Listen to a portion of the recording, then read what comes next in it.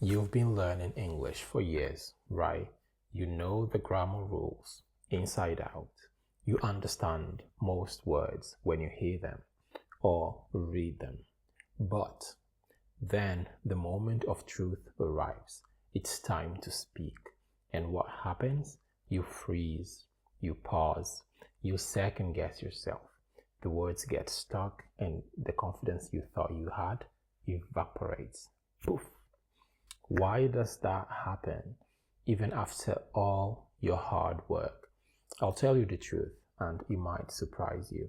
It's not about how smart you are. It's not about your age or even how many vocabulary words you've memorized. It's about how you're training your brain. And here's the kicker. Most learners are training the wrong way, unintentionally creating those blocks. I used to do that too. So you are not alone. But don't worry. We're going to fix that. And we are going to start today.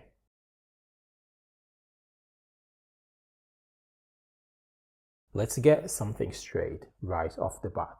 Fluency isn't about speaking fast like native speakers. It's interesting that before we learn English, we think that native speakers speak really fast. We use this as the main reason why we can't understand them. And so we convince ourselves that fluency is equal to speed, which is not true at all. It's definitely not about sounding exactly like someone from the UK or America. Your accent is part of your unique identity, and it's a good thing. Yeah. Now, true fluency means that you can communicate comfortably, naturally, and spontaneously without having to consciously think about every single word. It's about expressing yourself without that frustrating mental jam. Think of it like driving a car. When you first learned to drive a car, you had to focus on every tiny thing, the clutch, checking mirrors, signaling, changing gears, steering, everything. I remember the first time I drove a car, it was overwhelming. But now, you just drive. You talk on the phone, hands-free of course, listen to music, and maybe even sip a coffee, all while navigating traffic. It's automatic. That's fluency. And just like driving a car, that incredible automaticity in English comes from practice, repetition, from real life usage of the language, and most importantly, from training your brain to move past the conscious effort. Now, it absolutely does not primarily come from endless grammar, textbooks, and memorizing lists. Those are tools, but not the engine to fluency.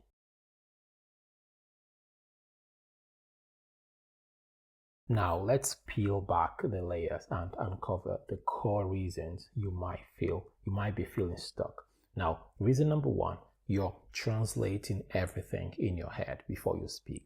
This is hands down one of the biggest, most stubborn blocks I see.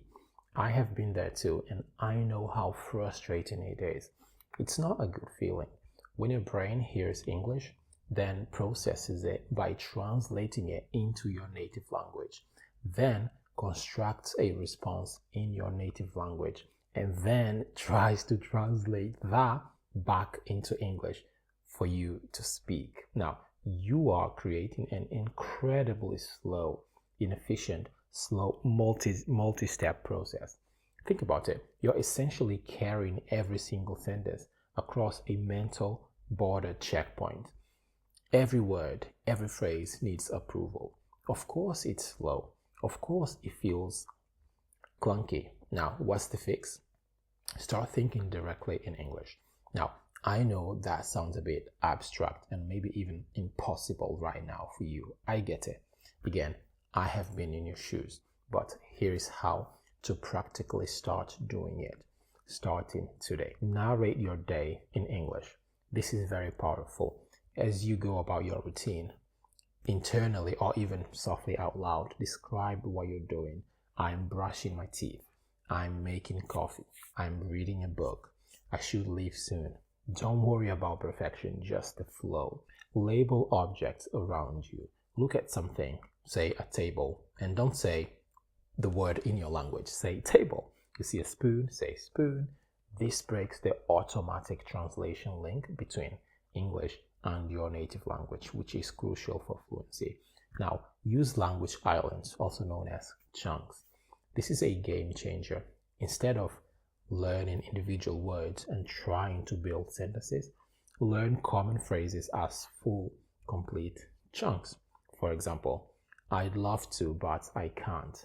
You don't need to translate each word. Learn it as a whole piece, a single unit of meaning, just like a native speaker would. Other examples: how are you doing? What's up? No worries. One of my biggest problems when I started learning English was that I would literally translate every word from English into my native language. This is something that we all did initially. Once I discovered that translation was not helping me and that it was not the right way to learn, everything changed for me. I began to focus on interpretation, not translation. For example, if I say, how are you doing? If you try to translate this word for word, it will make no sense at all. This is where most learners struggle, and I sure did as well. Now, the trick is to learn what this whole sentence means and not the meaning of the individual words that make up the sentence. Once you understand this and use it, your English fluency will skyrocket. I'm not kidding. Number 2, you're not speaking enough. You might be the most dedicated learner out there. You're studying every day, you're watching videos, you're reading books, you're crushing Duolingo streaks. But let me ask you this: how much are you actually speaking? I mean, actively using your voice. Speaking is a physical skill. It's not something that you can just learn in your head. It involves your mouth, your tongue, your vocal cords, your breath. It's like playing a musical instrument or learning a sport. Let me give you a clear example. You could watch 100 YouTube videos on how to swim. You could read every book on swimming techniques. But the very first time you jump in the water, you're still going to struggle. You're going to splash and probably feel like you're drowning unless you actually get in there and practice the physical act of swimming. Same thing with English. You can learn about English endlessly, but until you open your mouth and produce the sounds, your fluency won't truly take off. Now, the good news. Here's how to fix it. Speak out loud every single day, even if you're alone. Well, especially if you're alone, because that's when you can experiment freely without nobody there to judge you. Use your phone, record yourself, talk to your reflection in the mirror, have an imaginary conversation. I don't know, just the goal is to simply get your mouth moving and your voice flowing. We are in 2025, so use AI as your speaking partner. Getting fluent in any language has never been so easy. You just have to put in the work. This is something really cool that you can try. You can try shadowing. This is incredibly effective. Play a short clip of a native speaker, maybe from a movie or a podcast or a TV show or a YouTube video. Listen carefully to a sentence or two. Pause, then repeat exactly what they said. Match their tone, their rhythm, their flow, their intonation, even their speed. This literally trains your mouth and ears and brain to work together in a natural, fluent way. Number 3, you're afraid of making mistakes. This one hits deep for so many learners. The fear of sounding wrong, of being judged, of feeling embarrassed. I've been there. It's a powerful barrier. So many learners stay silent, trapped in their own heads, precisely because they don't want to sound less perfect. Here's the fundamental problem with that mindset. When you're hyper-focused on not making mistakes, your brain goes into defensive mode. It slows down, you speak slower, you get nervous, and in doing so, you actually block your own natural fluency from emerging. Here is a hard, undeniable truth. You cannot improve if you're afraid of being imperfect. Mistakes are not failure. They are data points. They are feedback. They are how you learn. Think about kids learning their first language. Kids make a ton of mistakes, hilarious ones sometimes, but they do not care. They laugh, they try again, they experiment. And guess what? They become fluent naturally and quickly. Adults, on the other hand, try to be perfect from day one, and they often stay stuck in the same place for years. So here is your new rule, your new mantra. Make mistakes loudly, because that's how you grow. That's how you learn. That's how you push past your comfort zone and truly unlock your true potential.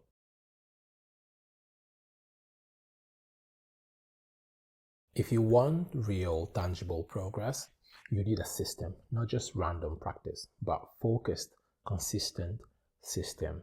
Here is a powerful, simple 15-minute daily routine you can follow starting today, even if you're incredibly busy. Think of it as your daily fluency workout. As soon as you wake up, or during your commute to work, or while you're making breakfast, start narrating your surroundings and your actions. For example, I am making tea. It's cold today. I need a jumper. I need to leave for work in 10 minutes, so I should finish this email. Don't aim for perfection in your grammar or vocabulary. Aim for flow and continuous thought. This trains your brain to process directly in English. So do this for about 5 minutes. Next, I want you to pick a short video or a podcast clip, something around 30 to 60 seconds long. Find something with a native speaker you like. Play a sentence, pause, repeat it exactly as the speaker said it. Copy their pronunciation, their tone, their speed, their rhythm, their intonation. Don't just say the words, embody them. This trains your mouth and ears at the same time, building muscle memory for English sounds and patterns. And then do this. Pick a topic, any topic. It could be about your day, your plans for the weekend, a movie you watched, or even a random object in the room. Talk about it out loud for 3 to 4 minutes, non-stop. Record yourself if you can. Then listen back, not to harshly criticize every mistake, but to notice where you pause, where you struggle for words, where you feel stuck. That's your target for improvement. Now, this self-awareness is crucial for growth. Repeat this routine diligently every single day if you can, and I promise you, you will feel a significant difference in your comfort, your confidence, and your fluency within weeks. It's about consistency, not intensity. Look, I get it. You desperately want to sound fluent. You want to sound natural. You want to feel confident when you speak. I get it. You want people to truly listen and understand when you speak, not try to guess what you mean or wait for you to stumble. I get it, but here is the most important insight that I can share with you. Fluency doesn't come from knowing everything. That's an impossible goal. It comes from mastering the essentials, using them with confidence, and building the habit of speaking. It's about being effective, not flawless. So please stop comparing yourself to others. Stop chasing theoretical perfection. It doesn't exist. Start speaking more. Embrace the process. Make peace with mistakes. They are your best teachers. I was talking to my team lead the other day and I made a mistake. I used the phrasal verb to clear up, which was incorrect in the context. A few seconds later, he used to clear down in the same context. And I was like, oh, okay. And guess what happened after? This got stuck in my head and I will never, ever again make the same mistake. This is the power of mistakes. They get stuck. They stick in your head. Remember, Fluency is a wonderful journey of continuous growth, not a finish line you suddenly cross one day. You are always evolving, always improving. I believe I am a fluent and confident English speaker, but I also acknowledge that I still have lots to learn, lots and lots to learn. If this episode has resonated with you in any way, if it sparked something inside of you, or if you know someone who's also wrestling with their English fluency, please do me a favor, share this with them. You don't need to do this alone, and maybe they need to hear this message today too. I'll see you in the next one. Keep practicing, keep learning, keep pushing, keep speaking, and keep growing. You've got this.